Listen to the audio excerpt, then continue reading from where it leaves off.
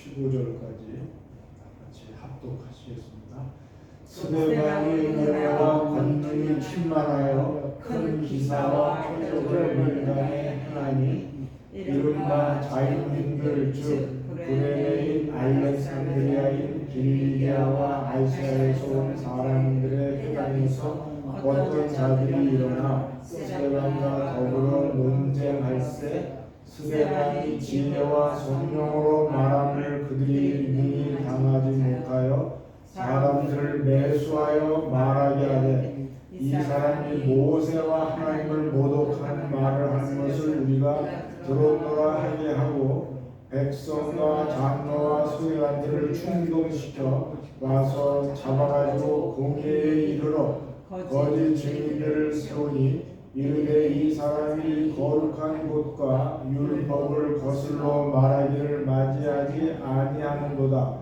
그의 말에 이 나사렛 예수가 이곳을 헐고 또 모세가 우리에게 전하여 준 규례를 고치겠다 함을 우리가 들었노라 하거늘 공회 중에 앉은 사람들이 다 스데반을 주목하여 보니 그 얼굴이 천사의 얼굴과 같더라. 아멘.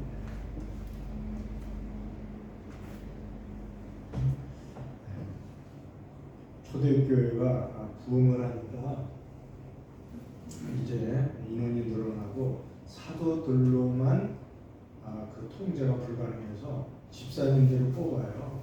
은혜가 충만하고 지혜가 충만한 그리고 많은 사람들이 이제 인정받는 그런 사람들을 7명을 뽑는데 그 중에 스데반 집사님이 맨 처음에 이름이 나오는 걸 보니까 그 중에서도 이제 으뜸이 되는 것 같습니다.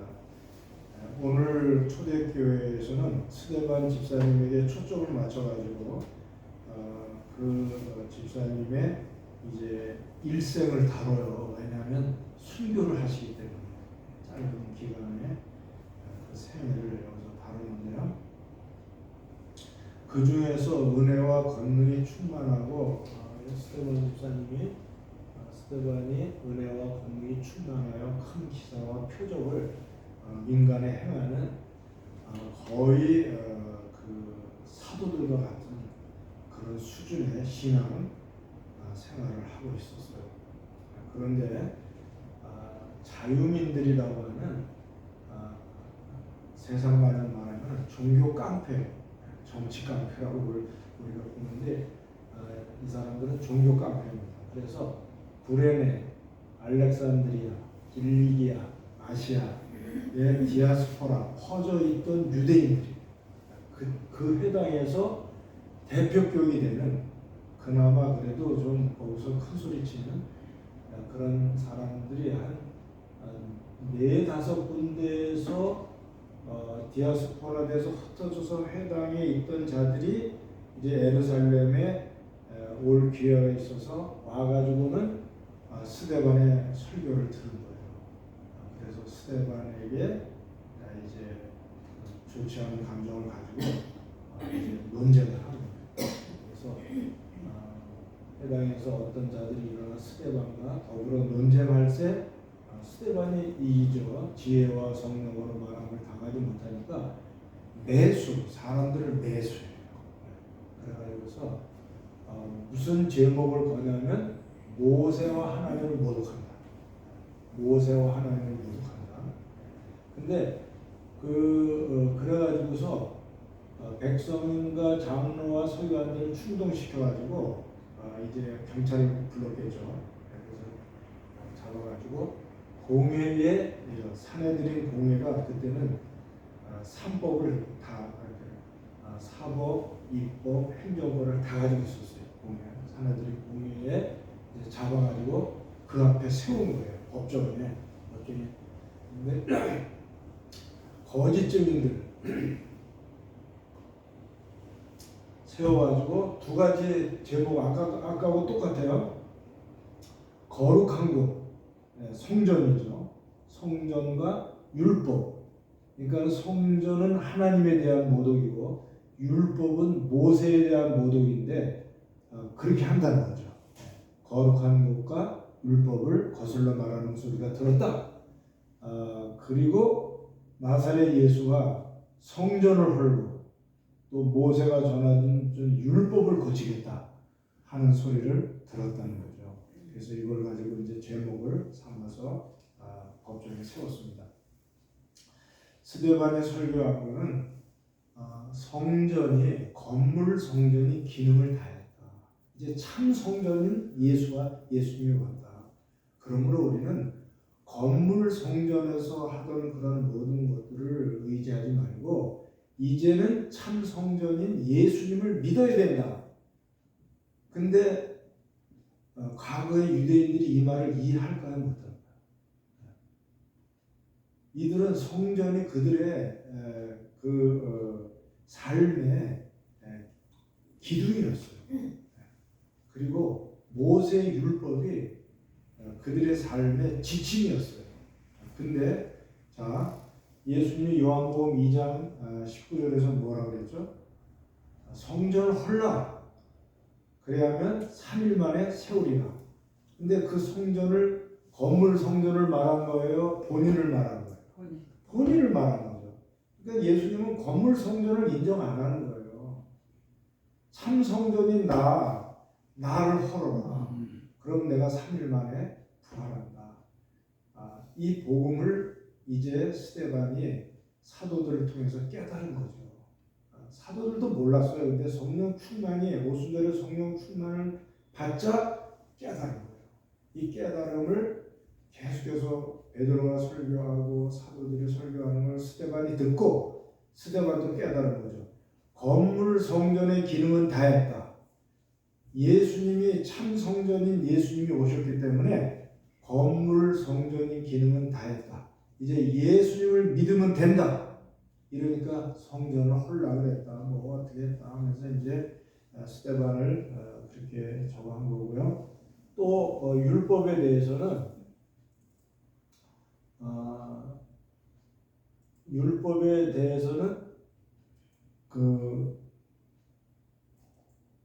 왜 또 율법을 규례를 고치겠다 그랬습니까? 자, 율법은요 몽학 선생이에요. 몽학 선생님의 역할만 하면 돼요.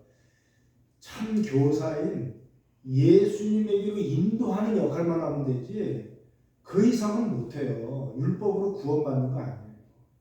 그러니까 이제는 율법을 다 지키고 율법의 마침이 되고 완성이 되신 예수님을 믿으면 우리는 의롭다함을 받는다. 율법의 행위로 의롭다함을 받는 게 아니다. 이렇게 설교하니까 저놈 봐라. 율법을 고치려고 그러네. 그러면서 한 거예요. 그런지 율법은 무엇이냐? 범법함으로 더하여진 것이라. 천사들을 통하여 한 중보자의 손 모세죠를 베푸신 것인데 약속하신 자손이 오시기까지 누구예요? 예수님이 오시기까지만 이 율법의 역할이 있는 거예요. 이거는 이스라엘 백성들이 사실은 아브라함도 믿음으로 구원받는 거고요. 모세 때 하도 죄를 범하니까 잠시 더해진 거예요. 잠시.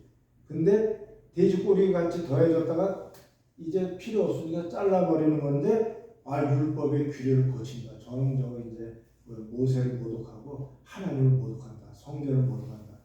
이렇게 하니까 스데반이 7장 전체를 설교합니다. 7장 전체가 사도행전 7장 전체가 설교합니다. 조금 더 변명하거나 내가 뭐 잘못했다 그런 게 아니라 이게 옳다는 것을 주장하는 거예요. 설교하는 거예요.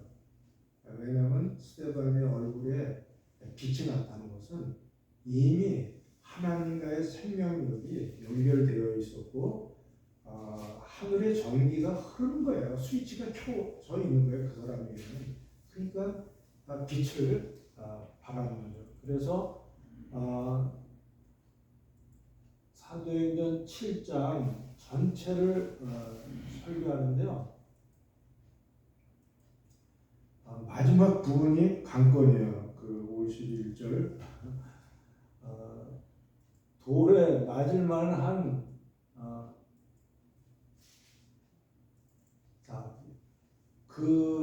듣는 사람들은 앞에, 그러니까 공회 앞에 있는 거예요. 사내들이 한 70명 되는데 70명 앞에서 지금 이렇게 말하는 거예요. 당신들 목이 곱고 마음과 귀의 할례를 받지 못한 사람들아, 너희도 너희 조상과 같이 항상 성령을 거스르도다. 너희 조상들이 손자들 중에 누구를 박해하지 아니하였느냐? 의인이 오시리라 예고한 자들을 그들이 죽였고 이제 너희는 그 의인을 잡아준 자여 살인한 자가 되었느니 예수님을 십자가에 죽였다. 그러니까 너희는 천사가 전에 율법을 바꾸고 지키지 아니하였던 하니라. 이 말을 듣고 마음에 찔려 그들이 이를 갈고는 회개해야 되는데 베드로 때는 회개를 했는데 스데반 때는 어떻게 했어요? 스데반이 성령이 하늘로 중화 하나님과 영광 예수의 우편에 서신 것을 보고 말하되 보라 하늘이 열리고 인자가 하나님 우편에 서신 것을 보노라 한데 그들이 큰 소리를 지르며 기름 맞고 일제히 그에게 달려들어 성 밖으로 내치고 돌로 칠세. 증인들이 옷을 벗어 사울이라는 청년의 발 앞에 두니라. 그들이 돌로 스데반을 치니 스데반이 부르짖으되 주 예수여 내 영혼을 받으시옵소서 하고 무릎 꿇고 크게 불러 이르되 주여 이제를 그들에게 돌리지 마옵소서 이 말을 하고 잡니다. 그래서 여기서 순교 당하는 것을 보게 됩니다.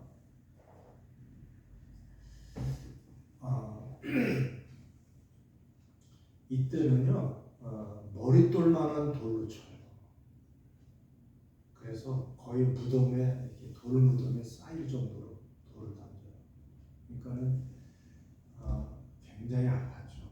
아팠는데도 저들을 용서해 달라고 하면서 죽었습니다. 왜 보좌 우편에 앉아 계셨던 예수님이 서셨을까요? 한번 그냥 상상으로 한번. 예수님은 스데반과 자기를 동일시한 거예요. 왜 너희들이 교회를 핍박하느냐? 그거를 왜 나를 핍박하느냐? 그렇게 말씀하시기 때문에 우리 예수님은 순교자들과 자신을 동일시했습니다. 왜냐하면 예수님조차 순교자이기 때문에 그래요. 예수님이 신약의 1호 순교자예요. 그래서 기독교는 십자가의 종교고 죽을 때 사는 종교예요. 그래서 우리가 죽음을 잊지 말아야 됩니다. 저는 참 스데반이 좀 안타깝습니다. 짧은 생에 하나님 앞에 드렸는데 왜 하나님은 스데반을 이렇게 쓰셨습니까? 거룩한 낭비가 아닙니다. 우리가 그렇게 생각할 수 있었지만 여기서 놀라운 것은 사울이라는 인물이 나타나요. 사울이라고 58절에 보면 사울이라는 청년의 발 앞에 둔다. 자, 그날 스데반의 설교를 다 들었지만 진짜 은혜 받은 사람은 누굴까요? 사울이에요. 한 사람. 스데반은 이 한 사람 때문에 하나님이 스데반을 통해서 설교를 시켰는지도 모르죠. 훗날 그 사도 바울이 간증을 할 때 예루살렘에 들어와가지고요. 지금 이제 설교할 기회가 있었어요. 급했죠, 사실은. 그랬을 때 바울도 간증을 합니다. 간증을 하는데 사도 바울이 간증을 할 때 누구 얘기를 하냐면요, 스데반 얘기를 해요. 또 주의 증인 스데반이 피를 흘릴 때 내가 곁에 서서 찬송하고 그 죽이는 사람들의 옷을 지킨 줄 그들도 아나리라. 한 몇십 년이 지났는데 사도 바울에게 각인이 된 거예요. 그때 스데반의 죽음을 보고 큰 충격을 받은 거예요. 그리고 주님을 만나자마자 그가 깨지고 이미 펀치를 되게 얻어맞고 마지막 예수님의 펀치 한 대 맞고 그냥 KO 된 거예요.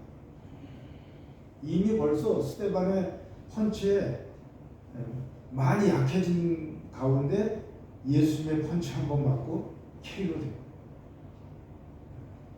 스데반의 순교는 헛되지 않았습니다. 그리고 바울이라는 성경 13권을 쓰고요. 정말 예수님의 공생애 때 따라다니지도 않았던 그 바울을 하나님이 이방인의 사역을 위해서 귀하게 들어 쓰시고 이렇게 하신 것을 여러분들 기억하시면서 저는 야고보를 왜 순교시키셨을까? 칼로 죽어도 되면 단칼에. 그러니까는 3인방이에요. 베드로, 야고보, 요한 항상 예수님을 데리고 다녔던 3인방 중에 베드로와 요한은 그래도 귀하게 쓰임 받았는데 야고보는 단칼에 그냥 한 줄이에요. 그러니까 사도행전 12장 2절에 보면 딱 한 절, 한 절로 칼로 죽인 이게 끝이에요. 야고보에 대한 이야기는 더 이상 나오지 않아요. 이 한 절. 그런데 하여튼 각자의 십자가가 있습니다. 저도 그렇고요. 왜 이럴까? 우리가 많은 질문을 던지지만 그냥 묵묵히 자신에게 제 몫에 대한 십자가를 감당합시다.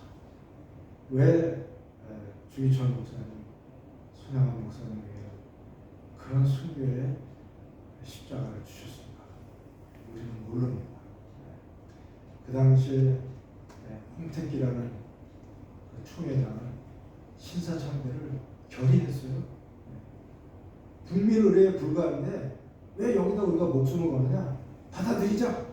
그래가지고 신사참배를 받아들였습니다. 그러나 주기철 목사님이나 손양원 목사님 이런 분들은 끝까지, 특히 또 손양원 목사님은 공산주의까지 반대하고 자기 두 아들을 죽인 공산주의 사상을 가진 그 사람을 또 자기 아들로 삼고 하는 이런 가운데 도저히 우리가 그들을 따라갈 수 없는, 범접할 수 없는 그런 일들을 하시는데 우리도 좀 작은 일에 내가 죽는 거, 내가 좀 내려놓는 거, 내가 손해보는